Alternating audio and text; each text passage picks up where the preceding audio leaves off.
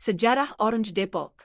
Pagi di Depok selalu datang dengan suara yang sama, deru motor, klakson yang saling sahut, dan aroma aspal yang mulai panas bahkan sebelum matahari benar-benar naik.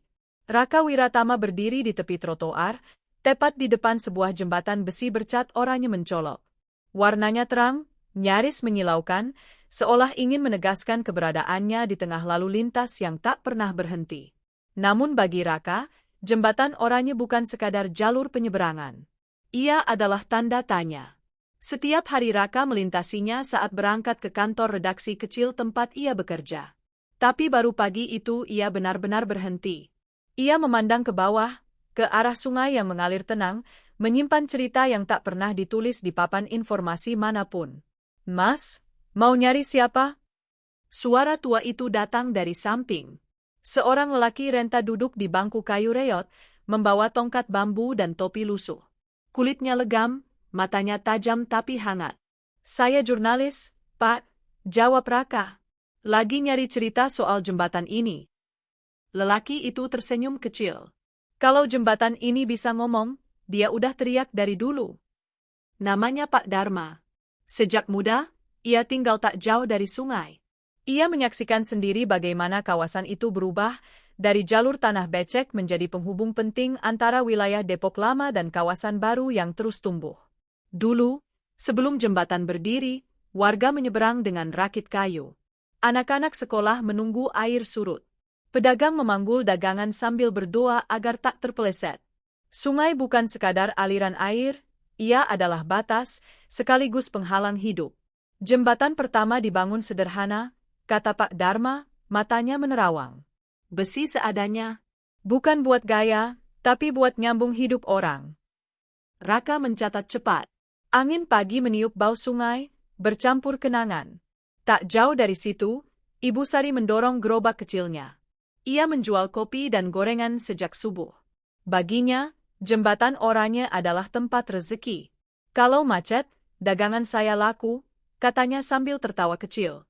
Kalau sepi, ya saya ikut sepi. Warna oranye baru dicat ulang beberapa tahun lalu, simbol modernisasi, kata pemerintah kota. Tapi bagi warga lama, warna itu hanyalah lapisan tipis di atas sejarah yang jauh lebih dalam.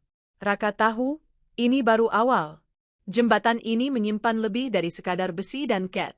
Ia menyimpan kisah orang-orang kecil, pembangunan yang terburu-buru, dan kota yang tumbuh lebih cepat dari ingatannya sendiri. Saat matahari naik lebih tinggi, Raka melangkah ke atas jembatan. Di bawah kakinya, besi tua bergetar pelan, seakan mengingatkan bahwa sebelum semua ini berdiri kokoh, ada waktu ketika jembatan ini hanyalah harapan. Dan harapan itu belum selesai bercerita. Besi, janji, dan suara yang tak didengar. Siang itu, panas Depok terasa lebih menyengat di atas jembatan oranye.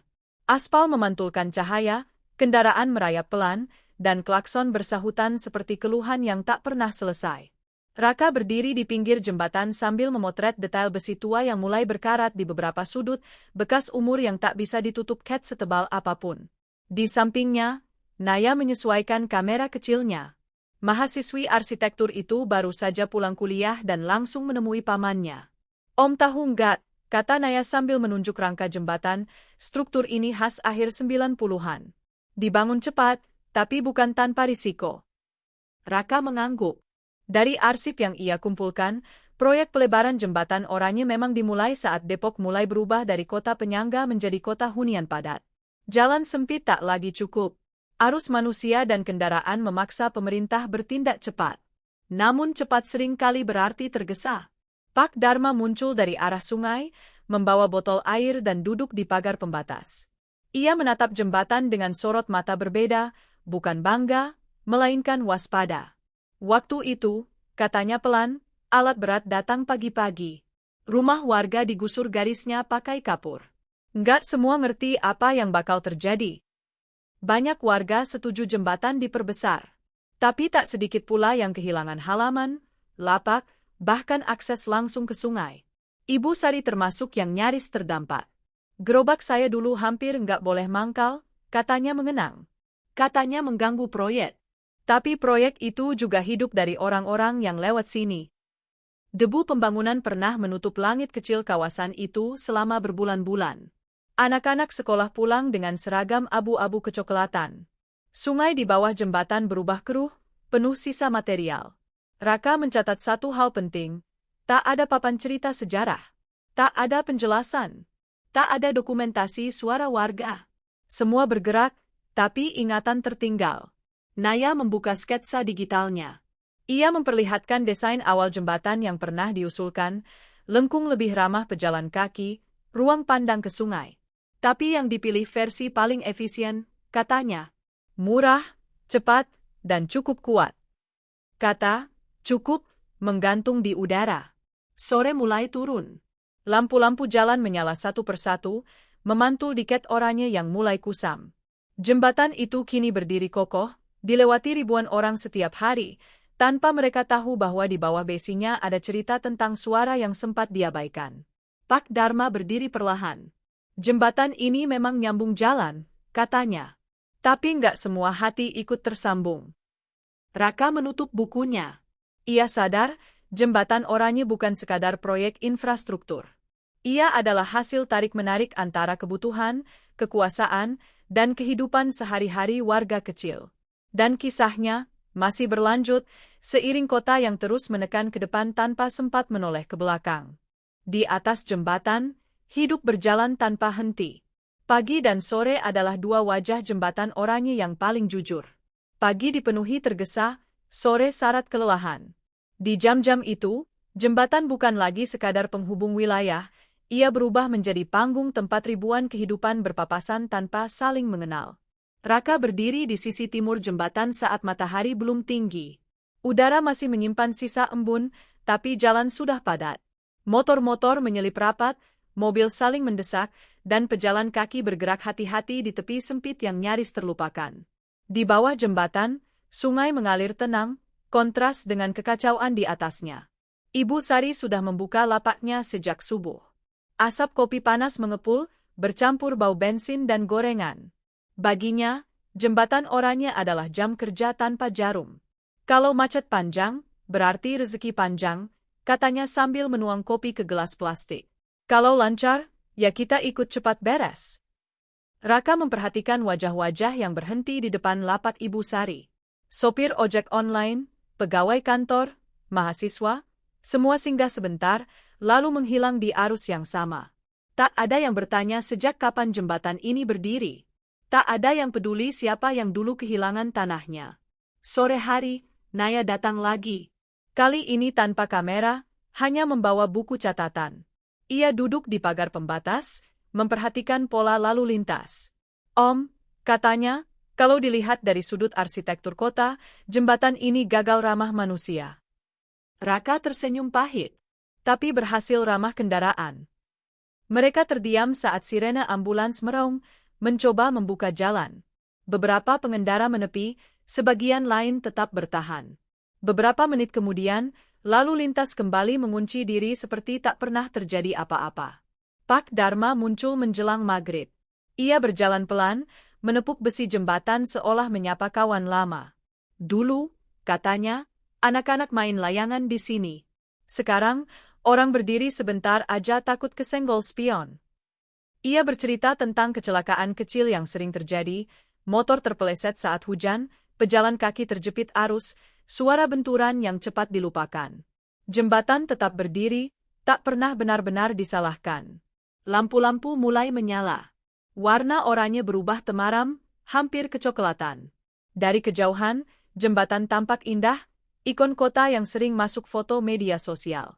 Tapi dari dekat, retakan kecil di besi dan trotoar sempit berbicara lain. Raka menulis satu kalimat besar di catatannya. Jembatan ini hidup, tapi tidak pernah diajak bicara.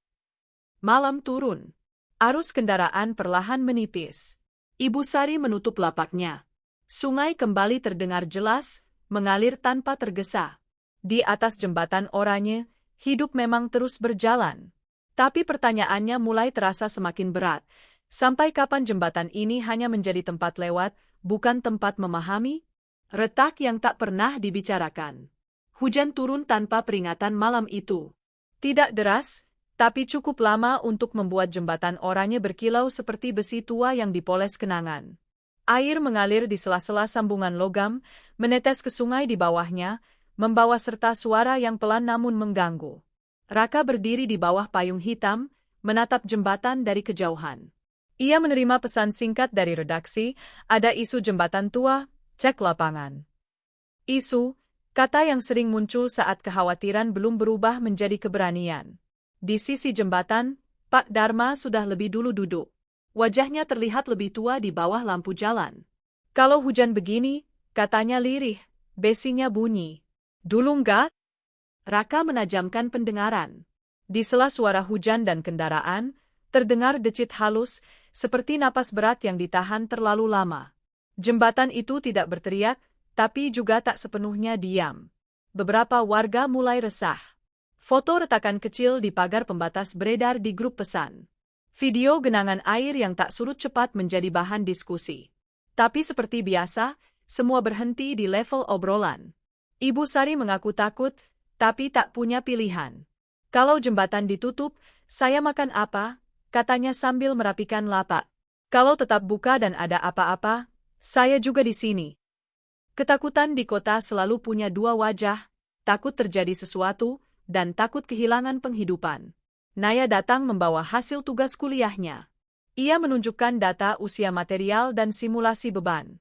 Secara teori masih aman, katanya. Tapi teori nggak selalu dengar suara malam. Ia menunjuk sambungan logam yang mulai berkarat. Air hujan mempercepat kelelahan material, pelajaran dasar yang sering diabaikan karena tak terlihat dari atas. Raka mencoba meminta keterangan resmi. Jawabannya normatif, masih dalam pengawasan, belum perlu dikhawatirkan. Kalimat yang sama dipakai bertahun-tahun, hingga sesuatu benar-benar terjadi. Malam semakin larut. Lalu lintas menipis, tapi suara jembatan justru lebih jelas. Setiap kendaraan berat melintas, besi bergetar pelan, seperti mengingatkan usia yang tak bisa ditipu ket baru.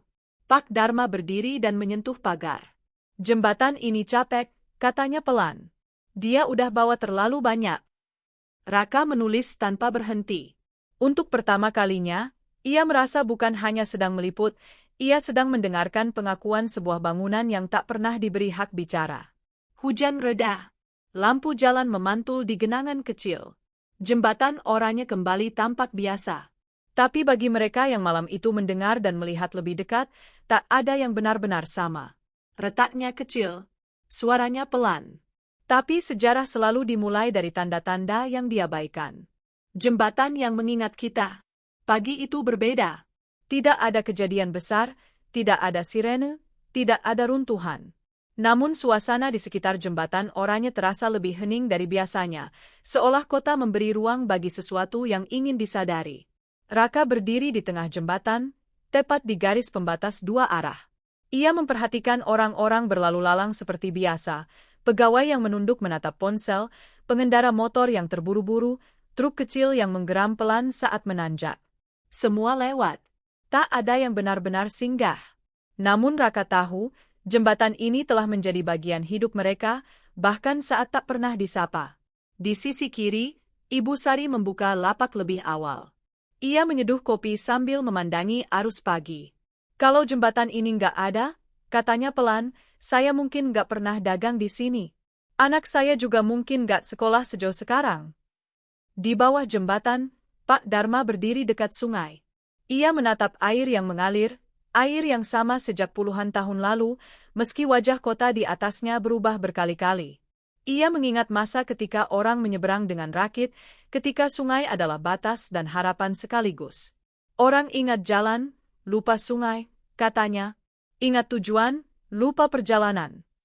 Naya datang membawa satu lembar gambar.